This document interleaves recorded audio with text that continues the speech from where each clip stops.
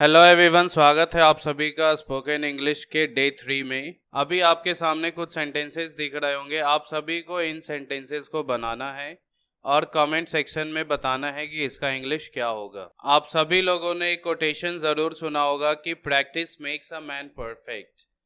तो आप सभी को प्रैक्टिस हमेशा करना है। जो भी मैंने सिखाया, चाहे वो एक छोटी सी स्ट्रक्चर ही क्यों ना हो, बट हम लोग, आपने देखा कि बहुत जगह हम लोग उसका इस्तेमाल करते हैं। इसका प्रैक्टिस भी बहुत ज़रूरी होता है कि आप लोग करते रहें। तो ये बुक आप सभी के घर में दिखता होगा, क्योंकि लगभग लोगों ने इसे खरीद रखा होता है। तो इसका इस्तेमाल करें और इसका लगभग एक्सरसाइज 11 तक आप लोग, जो मैंने पढ़ाया था लास्ट क्लास में, उसके हेल्प से इसे बना सकते हैं। एक्सरसाइज 11 तक बन जाएगा और लिखने से ज़्यादा अच्छा होगा कि बोले, ताकि आपका समय भी बचेगा और जो हमारा मेन मोटो है बोलना सीखना, तो वो आप लोग आराम से कर सकते हैं। तो चलिए कुछ वर्ड मीनिंग देख लेते हैं जिससे भी आपको सेंटेंसेस बनाने हैं। जिसमें सबसे पहला वर्ड है हेल्पलेस। हेल्पलेस का मतलब होता है बेसहारा, यानी जिसको कि कोई मदद नहीं करने वाला हो, उसे हम लोग कहते हैं बेसहारा। ठीक है। चलिए दूसरा है एक्टिव। एक्टिव हम लोग उसे कहते हैं जो लोग कि कोई भी काम करने में बिल्कुल फुर्तीले होते हैं। तो हम लोग क्या कहेंगे? एक्टिव मीन्स फुर्तीला। ठीक है। नेक्स्ट है लेजी। लेजी एक्टिव का ही उल्टा हो गया, यानी कि जो काम करने में क्या रहते हैं, बिल्कुल ही सुस्त रहते हैं। जैसे अभी भी बहुत सारे लोग होंगे कि जिन्होंने वीडियो तो देख लिया होगा, बट जैसे ही मैंने कहा प्रैक्टिस करने का, तो वो लोग, कुछ लोग होंगे जो कि बिल्कुल एक्टिव होंगे और उन्होंने अभी तक प्रैक्टिस किया भी होगा, और कुछ लोग ऐसे होंगे जो कि लेजी होंगे, यानी कि वो लोग सोचते होंगे कि अच्छा चलो ठीक है, बता दिया, कौन सा पूछने आ रहा कोई। तो बस इतना याद रखिए, कोई पूछने वाला भले नहीं आपसे, बट आप हमसे जुड़े हैं ताकि सीख सके। तो अपनी ईमानदारी से प्रैक्टिस आपको करना है। तो don't be lazy, be active. चलिए यहाँ पे एक गलती होगी, यहाँ एक्टिव होगा नहीं। ठीक है। टिमिड मीन्स हम लोग कहते हैं डरपोक। टिमिड यानी डरपोक। इसका एक इंग्लिश और होता है जिसे हम लोग कहते हैं कावर्ड। COWARD।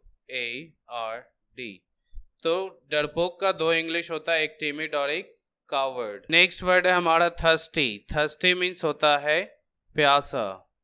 और जब इसको हम लोग बोलेंगे तो ये याद रखना है कि इसमें आर साइलेंट रहता है। चलिए कुछ और वर्ड मीनिंग देख लेते हैं हम लोग। नेक्स्ट वर्ड है हमारा हंग्री।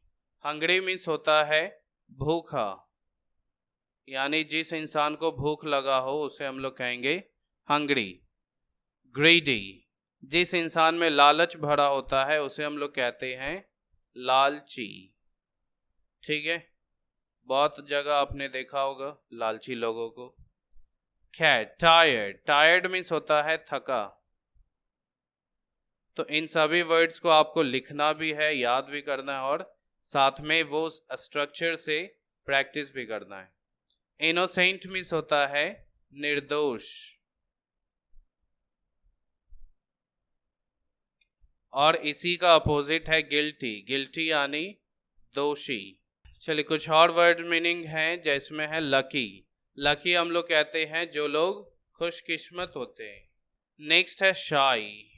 शाई मीन्स होता है जो लोग शर्मीला या फिर शर्मीली।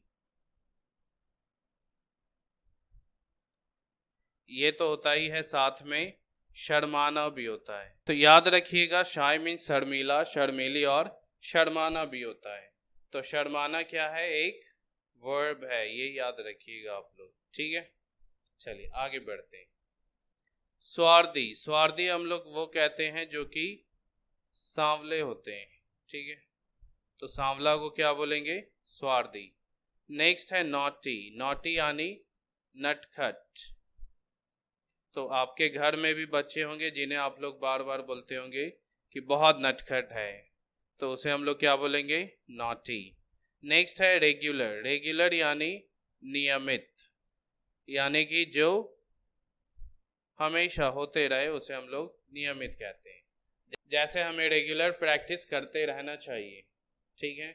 और आप लोग कहेंगे कि मुझे रेगुलर वीडियो डालते रहना चाहिए। नेक्स्ट वर्ड है हमारा नेबर। नेबर हम लोग उसे कहते हैं जो हमारे पड़ोसी होते हैं, ठीक है, यानी जो हमारे घर के अगल बगल रहते हैं उसे हम लोग क्या बोलेंगे, नेबर।